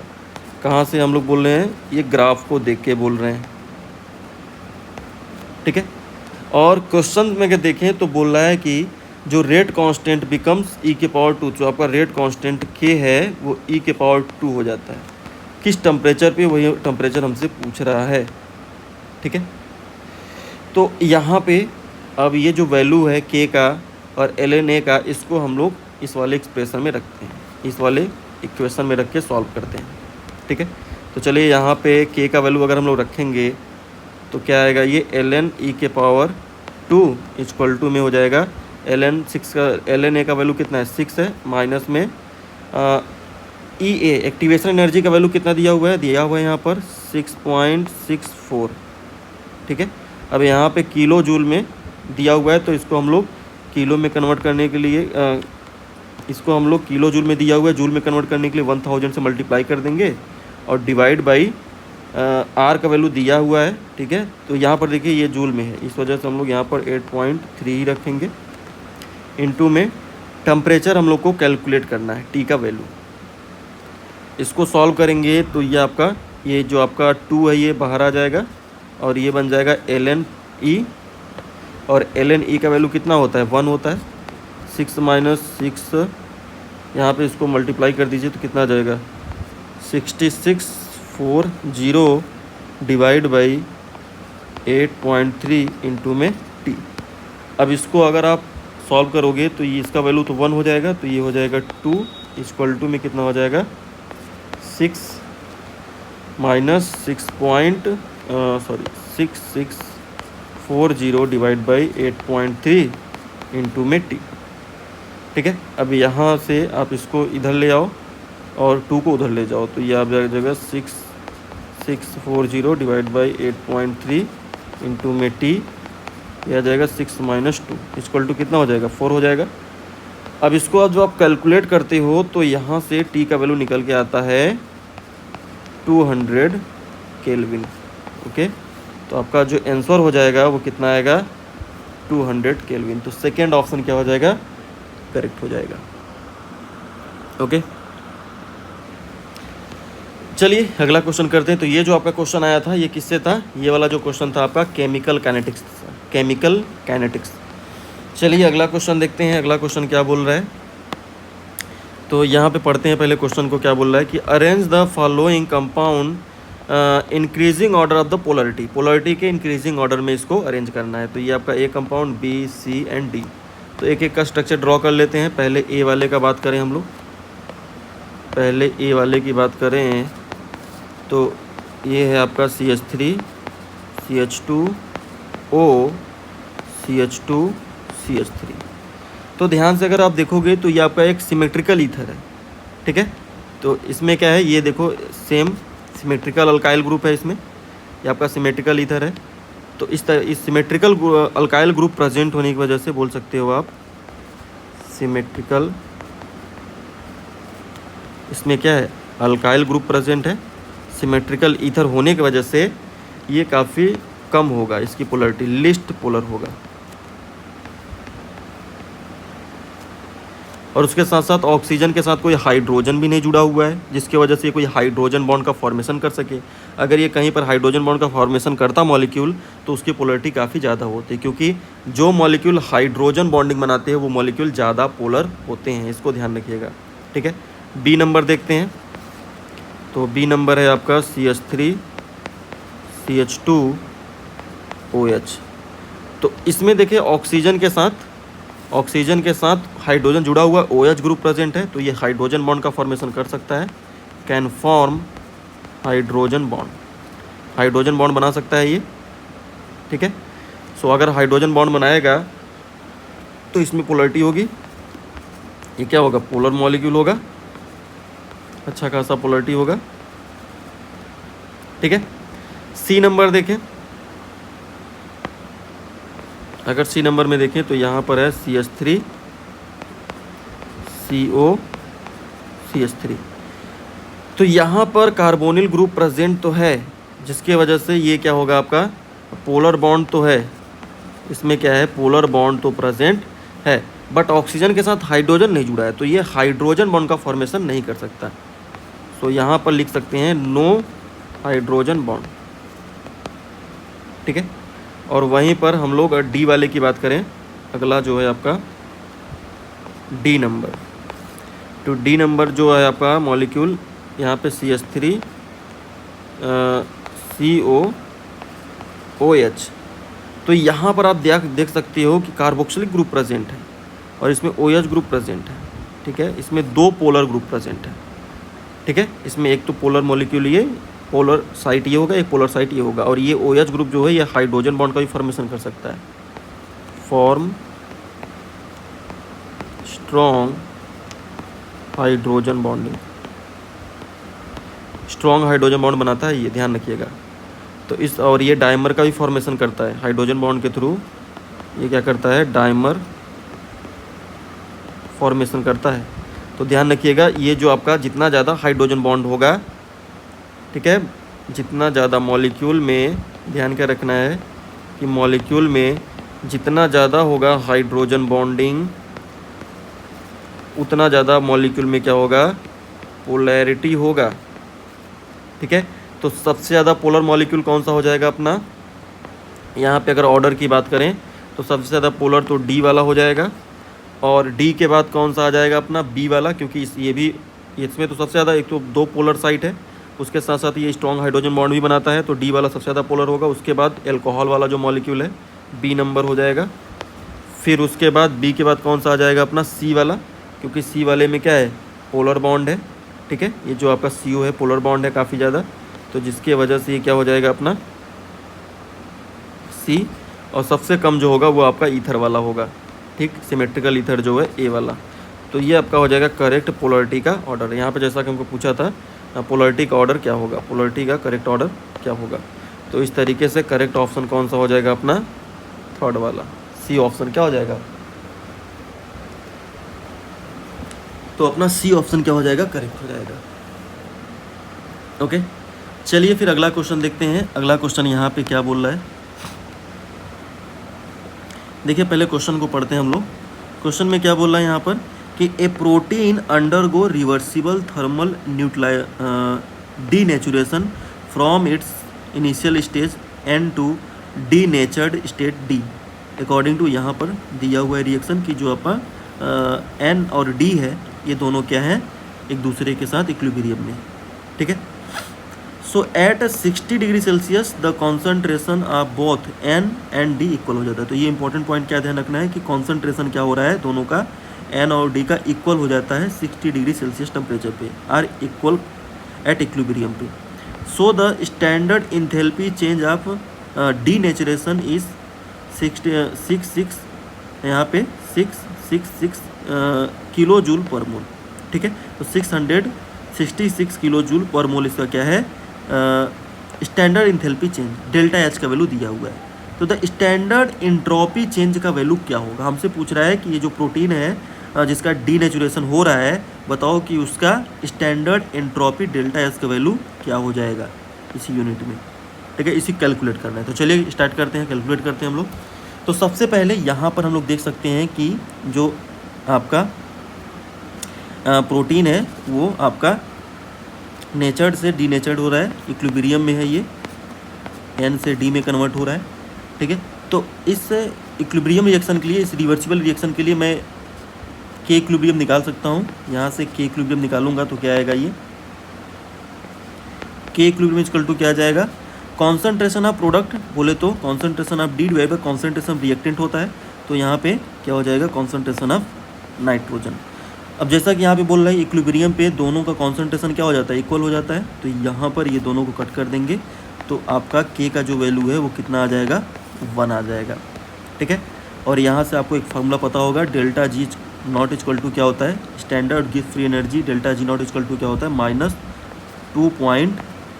-2.303 RT log K, ठीक है। तो यहाँ पे आप 2.303 RT, अब log K का वैल्यू रख दीजिए। तो log K का वैल्यू रखेंगे तो डेल्टा G नॉट का वैल्यू कितना आएगा, ये आ जाएगा 0, क्योंकि log K का वैल्यू कितना होता है, लॉग के बोले तो log 1, यहाँ पे आप चाहो तो पहले वैल्यू रख दो 2.303 RT log 1, और log 1 का वैल्यू कितना होता है, 0 होता है, तो पूरा वैल्यू कितना आ जाएगा डेल्टा जी नॉट का, ये आ जाएगा 0।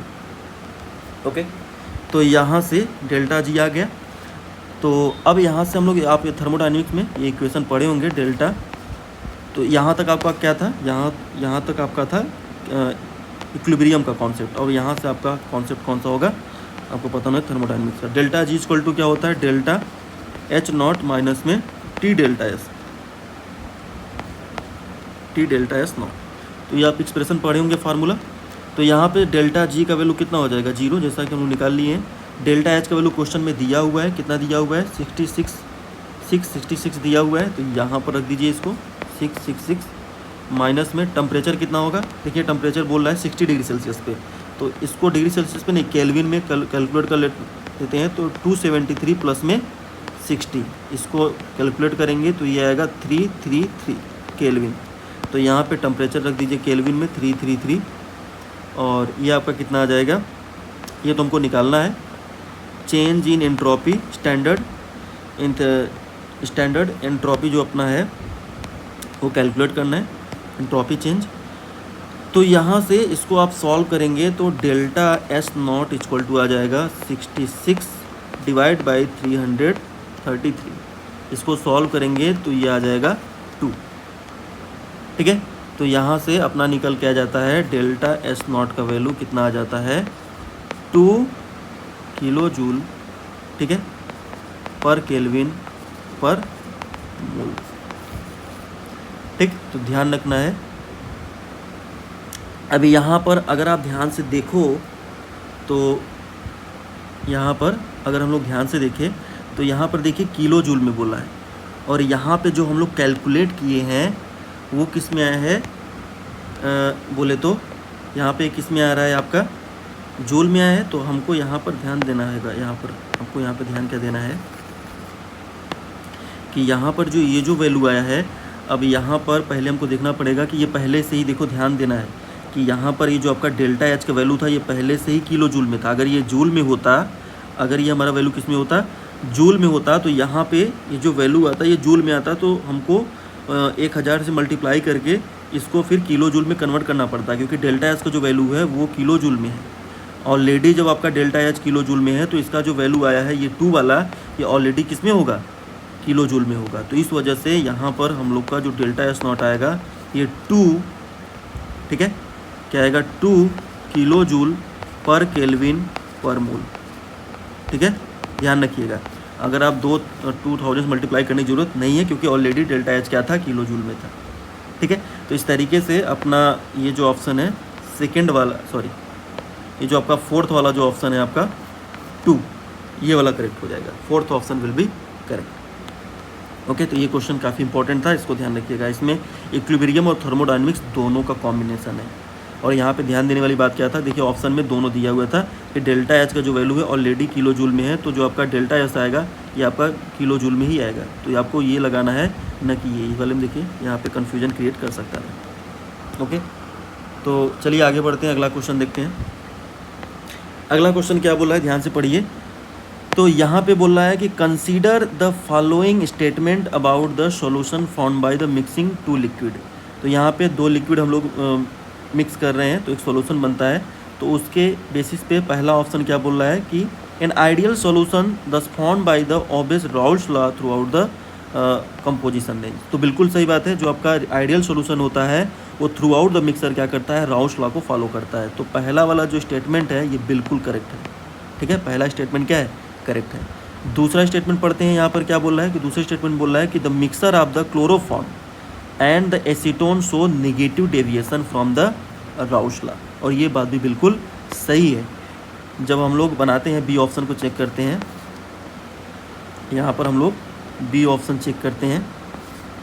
तो सबसे पहले एसीटोन का स्ट्रक्चर बनाते हैं यहाँ पे हम लोग, ये आपका एसीटोन हो गया और यहाँ पे क्लोरोफॉर्म। ठीक है, तो एसीटोन और क्लोरोफॉर्म के बीच में ध्यान रखना है कि यहाँ पर स्ट्रॉन्ग हाइड्रोजन बॉन्ड बनता है, इनके बीच में स्ट्रॉन्ग हाइड्रोजन बॉन्डिंग होता है। या तो आप इसको इस तरीके से समझ सकते हैं कि जो ए है और इसको मैं बोलता हूँ बी, ये वाला जो एसीटोन है इसको मैंने ए बोल दिया और यहाँ पे इसको बी बोल दिया। तो ध्यान क्या रखना है कि due to the presence of strong hydrogen bonding, जो ए के बीच का जो फोर्स ऑफ अट्रैक्शन होगा, ए बी के बीच का जो फोर्स ऑफ अट्रैक्शन होगा ये ग्रेटर देन होगा किससे, ए से या बोलो बी से। तो इनके इंडिविजुअल के बीच में जो फोर्स ऑफ अट्रैक्शन होगा उससे ज़्यादा फोर्स ऑफ अट्रैक्शन आपको ए और बी दोनों के बीच में देखने को मिलेगा। उसका रीज़न क्या होगा, due to presence of strong hydrogen bonding between the A and B, बोले तो acetone and between the chloroform. तो इस वजह से ये आपका नेगेटिव डेविएशन शो करेगा। ध्यान रखिएगा, ये आपका जो है एसीटोन और आपका क्लोरोफॉर्म के बीच में जो इंट्रैक्शन होता है वो नेगेटिव डेविएशन दिखाता है, क्योंकि ए बी का जो इंट्रैक्शन होता है वो ए से और बी से क्या होता है, ज़्यादा होता है। इस वजह से जो दूसरा वाला ऑप्शन है ये भी बिल्कुल करेक्ट है। तीसरा ऑप्शन क्या बोल रहा है, तो यहाँ पे पढ़ते हैं तीसरे वाले को। बोल रहा है कि mixture of aniline and phenol shows the positive deviation from the Raoult law. तो यहाँ पे एनिलीन और फिनॉल के बीच में अगर हम लोग देखें सी नंबर करके, तो ये बना देता हूँ मैं आपका फिनॉल और यहाँ पे बना देता हूँ मैं एनिलीन। ठीक है, तो ध्यान रखिएगा एनिलीन और फिनॉल के बीच का जो इंट्रैक्शन होता है, ये इनके बीच का जो यहाँ पे भी हाइड्रोजन बॉन्ड का फॉर्मेशन होता है। यहाँ पर क्या है, हाइड्रोजन बॉन्डिंग है। Due to presence of hydrogen bonding, अगर मैं इसको ए बोलूँ और इसको क्या बोलूँ, बी बोलूँ, तो यहाँ पे due to presence of hydrogen bonding जो ए बी के बीच का इंट्रैक्शन होगा, ए बी के बीच का जो इंट्रैक्शन होगा वो ग्रेटर देन होगा ए से, ठीक है, और बी से। तो ए बी के बीच का जो इंट्रैक्शन होगा, ए बी के बीच का जो इंट्रैक्शन होगा वो ए, ठीक है, इसके खुद के साथ और इसके खुद के साथ के जो इंट्रैक्शन होगा उससे ज़्यादा होगा। तो अगर ए बी का ए और बी से ज़्यादा है, इसका मतलब यहाँ पर आपका नेगेटिव डेविएशन देखने को मिलेगा।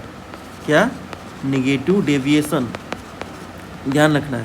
तो इसका मतलब एनिलीन और फिनॉल के बीच में नेगेटिव डेविएशन देखने को मिलता है और यहाँ पर लिखा है कि पॉजिटिव डेविएशन।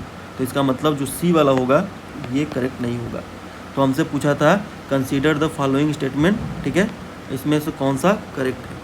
ठीक है, तो इस तरीके से अपना करेक्ट ऑप्शन जो हो जाएगा वो हो जाएगा फोर्थ वाला, ए एंड बी ओनली, ये दोनों क्या होंगे, करेक्ट होंगे। ठीक है, चलिए अगला क्वेश्चन देखते हैं क्या बोल रहा है। तो यहाँ पर ध्यान से देखिए, क्वेश्चन में पहले क्वेश्चन पढ़ते हैं बोल क्या रहा है इसमें।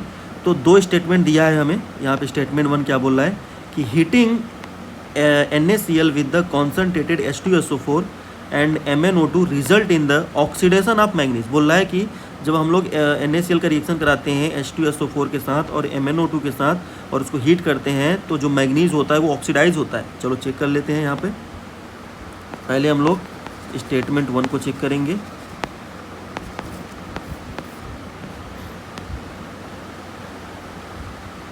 ठीक है, तो यहाँ पे मैं लिखूँगा, देखिए जब हम लोग हीट करते हैं, यहाँ पे मैं लिख भी देता हूँ कि हीटिंग NaCl, पहले यहाँ पे मैं रिएक्शन लिख देता हूँ कि जब हम लोग क्या करते हैं NaCl का रिएक्शन कराते हैं, ठीक है, NaCl का रिएक्शन कराते हैं किसके साथ, MnO2 के साथ इन the presence of strong sulphuric concentrated sulphuric acid के साथ प्रेजेंस में, और इसको हीट करते हैं तो जो आपका मैग्नीज होता है ये MnO2 से कन्वर्ट हो जाता है MnCl2 में, और यहाँ से बनता है 4NaHSO4 सोडियम बाइसल्फेट बनता है और 2 मोल्स ऑफ H2O बनता है, और यहाँ से आपका Cl2 का फॉर्मेशन होता है। तो जब भी हम लोग क्या करते हैं, ध्यान क्या रखना है कि जब भी हम लोग NaCl का रिएक्शन कराते हैं इन द किसके साथ, MnO2 के साथ इन the presence of strong concentrated sulphuric acid, और उसको हीट करते हैं तो जो आपका MnO2 होता है ये कन्वर्ट हो जाता है MnCl2 में। ठीक है, और यहाँ पे बाई प्रोडक्ट में ये सारी चीज़ें बनती हैं। तो अगर आप यहाँ पे ध्यान से देखोगे तो यहाँ पे जो मैग्नीज है इसका ऑक्सीडेशन स्टेट +4 है, यहाँ पर मैग्नीज का ऑक्सीडेशन स्टेट +4 है, और जबकि यहाँ पर जो ऑक्सीडेशन स्टेट है ये +2 हो गया। तो यहाँ पे मैग्नीज का जो ऑक्सीडेशन नंबर है वो डिक्रीज़ कर गया। तो मैग्नीज जो है, ध्यान क्या रखना है कि यहाँ पर जो Mn है ये रिड्यूस हुआ, ना कि ऑक्सीडाइज हुआ। यहाँ पर क्या हो रहा है, ये रिड्यूस हो रहा है क्योंकि ऑक्सीडेशन नंबर इसका डिक्रीज कर गया। इसका मतलब पहला जो स्टेटमेंट है ये इनकरेक्ट है, क्योंकि यहाँ पे बोल रहा था कि जो Mn है इसका ऑक्सीडेशन हो रहा है, बट यहाँ पे इसका क्या हो रहा है, रिडक्शन हो रहा है। तो पहला स्टेटमेंट इनकरेक्ट हो गया। दूसरा स्टेटमेंट चेक करते हैं, ठीक है। स्टेटमेंट 2 क्या बोल रहा है इसमें देखते हैं। तो बोल रहा है कि heating NaI sodium iodide with the concentrated H2SO4 MnO2 result in the reduction of MnO2। बोल रहा है कि अब जब हम लोग NaCl लिए थे, अब हम लोग NaI लेते हैं। जब हम लोग NaI लेंगे, NaI, ठीक है, जब हम लोग क्या करते हैं, NaI लेते हैं सोडियम आयोडाइड और इसका रिएक्शन कराते हैं किसके साथ, MnO2 के साथ, इन the presence of concentrated H2SO4, ठीक है। और इसको जो हम लोग क्या करते हैं, हीट करते हैं, क्या करते हैं, इसको हीट करते हैं, तो ये कन्वर्ट हो जाता है I2 में। जो NaI से आयोडीन किस में कन्वर्ट हो जाता है, I2 में। और वहीं पे जो MnO2 है ये कन्वर्ट हो जाता है MnSO4 में, ठीक है। प्लस क्या बनता है, Na2SO4 और प्लस में क्या बनता है, 2H2O। अब यहाँ पे आप ध्यान से देखो कि जो मैग्नीज़ है MnO2, इसमें मैग्नीज ऑक्साइड में MnO2 में इसका ऑक्सीडेशन स्टेट +4 है, और यहाँ पर इसका जो ऑक्सीडेशन स्टेट है इसमें क्या है, +2 है। तो इस केस में जो आपका मैग्नीज़ है ये क्या हो गया, इसका ऑक्सीडेशन नंबर घट गया, +4 से +2 हो गया, तो डिक्रीज़ हो गया, ऑक्सीडेशन नंबर डिक्रीज़ कर गया। तो यहाँ पे लिखूँगा कि जो मैग्नीज़ है ये क्या हुआ, रिड्यूस हुआ है। यहाँ पे मैग्नीज़ क्या हुआ है, रिड्यूस हुआ है। तो बिल्कुल सही बात है। जब हम लोग क्या करते हैं, NaI का रिएक्शन कराते हैं MnO2 के साथ इन the presence of concentrated H2SO4, तो यहाँ पे जो आपका MnSO4 बनता है इसमें मैग्नीज़ क्या होता है, रिड्यूस होता है, ठीक है। तो जो स्टेटमेंट है ये बिल्कुल करेक्ट है। दूसरा वाला जो स्टेटमेंट है बोल रहा था heating NaI with the concentrated H2SO4 MnO2 result in the reduction of NO2, ये क्या है, बिल्कुल सही बात है। तो कौन सा ऑप्शन करेक्ट हो जाएगा यहाँ पे, थर्ड वाला। स्टेटमेंट 1 इज़ इनकरेक्ट, ठीक है। Statement 1 is incorrect but statement 2 is correct. तो अपना थर्ड ऑप्शन क्या हो जाएगा, करेक्ट हो जाएगा। ओके, सो बाकी के जो क्वेश्चंस हैं उसको हम लोग नेक्स्ट पार्ट में करेंगे, पार्ट नंबर 2 में, ठीक है। So thank you so much. Okay, मिलते हैं फिर अगले वाले लेक्चर में। Thank you so much, bye bye, take care.